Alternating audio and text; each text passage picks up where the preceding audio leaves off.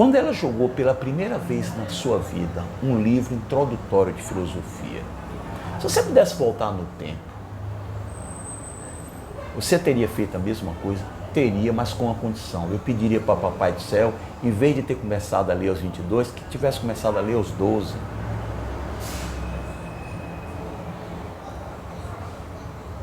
A ignorância é uma bênção. Eu vou lhe dar um exemplo clássico, para você entender. Clássico, envolvendo a física, que é uma das minhas paixões.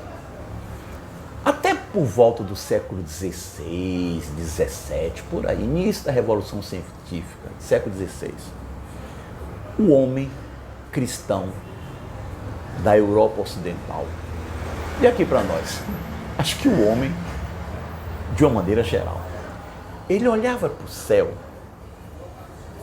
e ele acreditava firmemente que depois que ele morresse, ele iria para aquele lugar.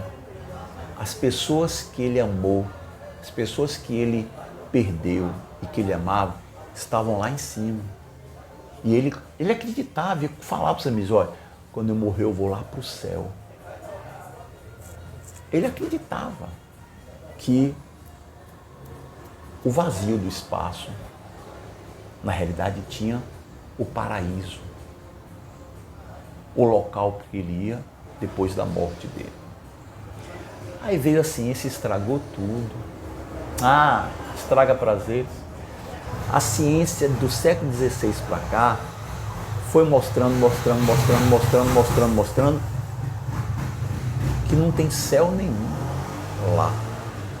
O que se tem lá é o vazio quase que total.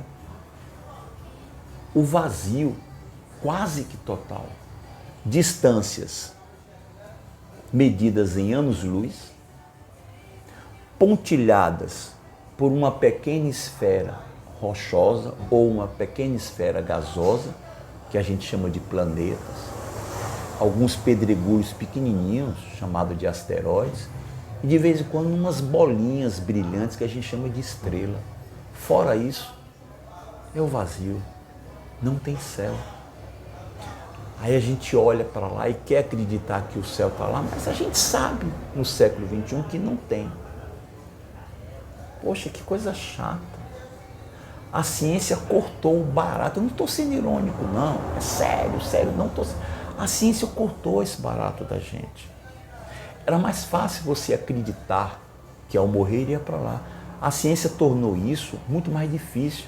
Hoje o esforço, a ginástica que você tem que fazer mental é muito maior, porque você tem que ver onde é que está o céu. Tem gente que se segura nas 11 dimensões que a física, com o auxílio da matemática, determina.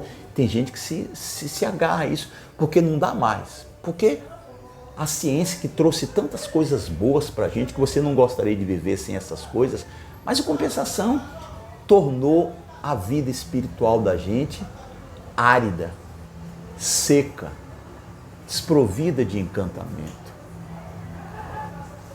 Então, a pessoa que vive na ignorância, ela vive feliz. Cara, você quando começa a entrar na leitura, você começa a se encher de dúvidas, de questionamento. Tudo bem, fica muito mais difícil controlar você. Fica muito mais difícil enganar você. Aí o que é que você quer? O objetivo, segundo Epicuro, da gente não é ser feliz?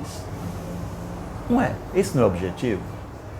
E aí, para encerrar esse vídeo, eu vou lá para a felicidade. Já que eu falei de Epicuro, eu vou para a felicidade e vou pedir para você fazer um exercício mental aqui agora. Imagine a seguinte situação. Tomemos um crente, e quando eu falo crente, presta atenção, eu não estou me referindo a ser evangélico.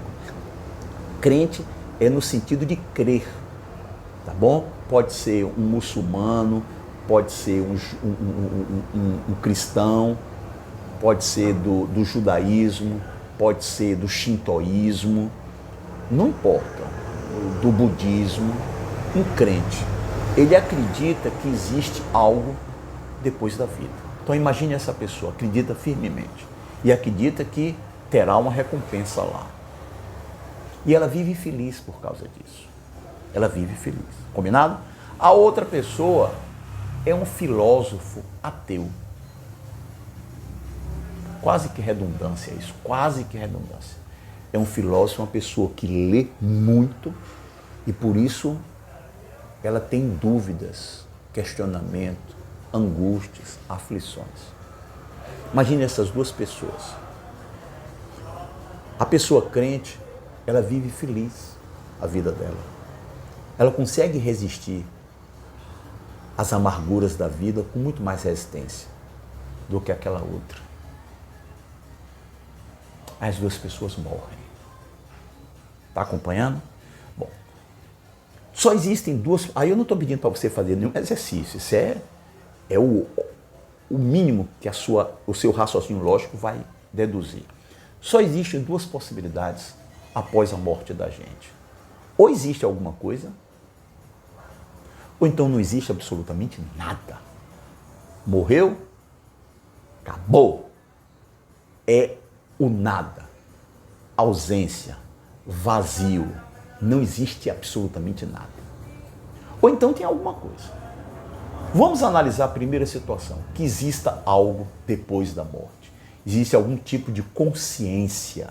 Não vou falar vida não, algum tipo de consciência. Se quiser chamar vida após a morte, fique à vontade. Quem viveu melhor? Aquele crente. Ele ganhou. Ele viveu melhor, porque ele acreditou naquilo, foi feliz e ainda foi recompensado quando, ao morrer, percebeu de que tinha alguma coisa do lado de fora. Ele estava certo. Mas vamos supor de que não existe absolutamente nada. Os dois simplesmente vão desaparecer. Quem ganhou a vida? O crente. Porque foi feliz, teve a existência dele pontilhada pela felicidade. Sofreu, mas sofreu com resiliência, a fé no Deus dele. Caraca! Jesus, isso é estarrecedor, olha. Jesus, isso é estarrecedor. A pessoa viveu feliz. A ignorância é uma bênção. Você desconhecer certas coisas é uma bênção. É isso que Thomas Gray quis dizer. Um grande abraço.